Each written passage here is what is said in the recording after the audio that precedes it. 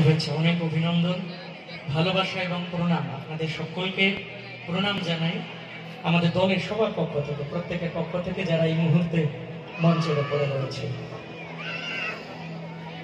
South ক্যালকাটাতে ঠিক এরকম ভাবে সাজিয়ে গুছিয়ে এত বড় ভাবে প্যান্ডেল করে কালী পুজো আর কটা হয় আমার ঠিক জানা নেই। আমি যখনই ঢুকছিলাম এখানে, আমরা প্রত্যেকে দেখে একেবারে কিন্তু মুগ্ধ, প্রত্যেকে আমরা সকলে। একবার না সদস্যদের জন্য জোরে হাততালি হয়, সবাই মিলে একসঙ্গে। ওনারা নিরলস পরিশ্রম করে এত সুন্দরভাবে পুজো করছেন এবং এত ভালো সাংস্কৃতিক অনুষ্ঠানের আয়োজন করেছেন, এটা একটা বিরাট বড় পাওয়া। আমরা সত্যি আপ্লুত, আমরা গর্বিত, আমরা আসতে পেরেছি আজ এই স্থানে আসর করতে। আমরা আসর অবশ্যই শুরু করব। আমাদের একটা নিজস্ব প্রথা রয়েছে, আসলে আমাদের বললে ভুল হবে, এটা বাংলার প্রথা, বাংলারই রীতি, যে বন্দনা গান গাইতে হয় আসরের শুরুতে, বিশেষ করে লোকগানের বা পল্লী গীতির আসরে একটা বন্দনা গান গাইতে হয় সবাইকে সম্মান জানানোর জন্য, প্রত্যেককে। আমাদের সৃষ্টিকর্তা যিনি, আমরা কেউ জানি না যে আমাদের সৃষ্টি ঠিক কিভাবে হয়েছে, তবু আমরা বিশ্বাস করি যে একজন কেউ রয়েছে, তাই আমরা তাকে সম্মান জানাই গানে গানে।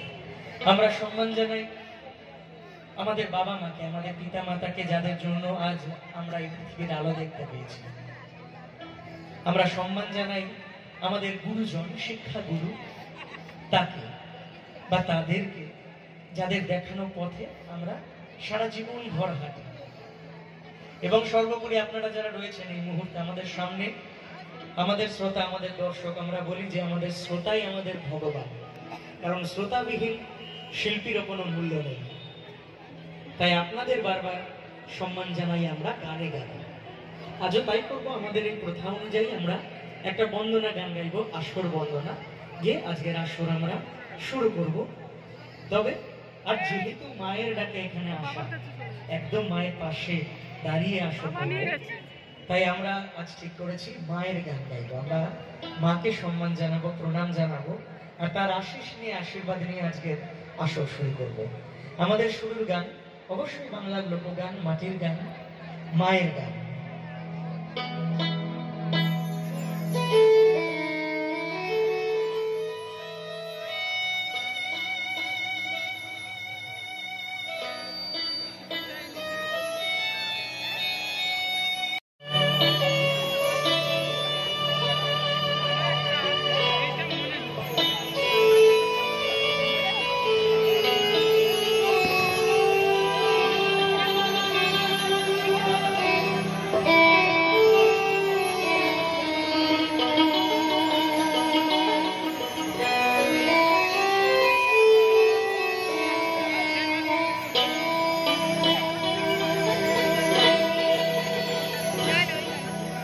ভৈরব দিয়াছে কালী,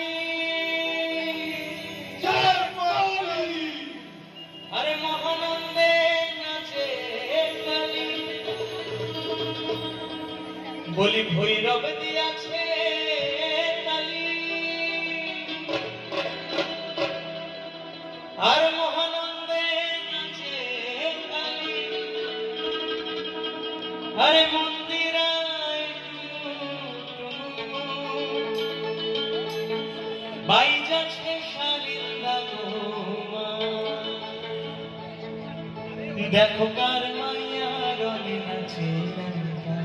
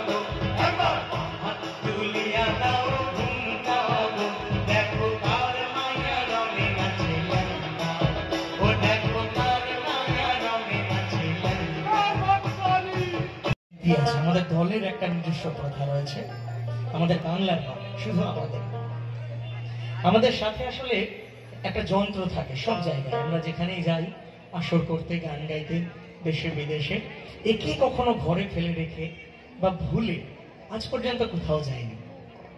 আমার ঠিক পেছনে রয়েছে আজকে একটা ঢোল, যে ঢোলটা দাঁড় করানো রয়েছে স্ট্যান্ডে।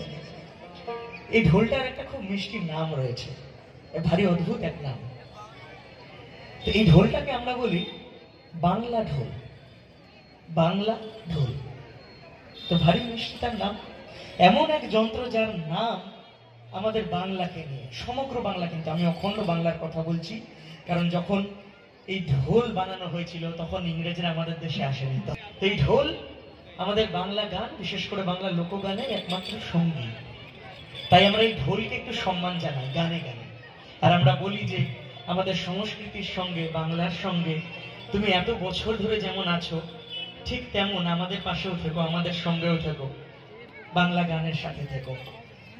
এবারের গান তাই একটু বাংলা ঢোলের গান, তাকে সম্মান জানানোর গান, বাংলা ঢোলের গান। সবাই মিলে গান গাইব, যদি সবাই না গাই আমাদের গান হবে শুধুমাত্র, সেটা আমরা চাই না। তো খুব সহজ সরল একটি গান, খুব চেনা একটি গান, লালন সাঁইজি আমরা গাইব। যদি গানটা জানা থাকে অবশ্যই দুটো লাইন সবাই গলা মেলা গানে। চলুন লালন সাঁইজির গান।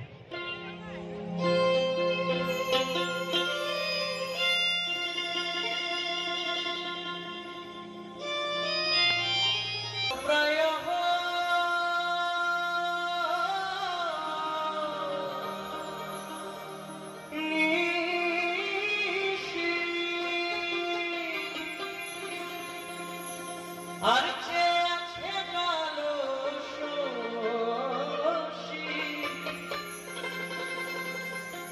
আমি হব বলে চরণ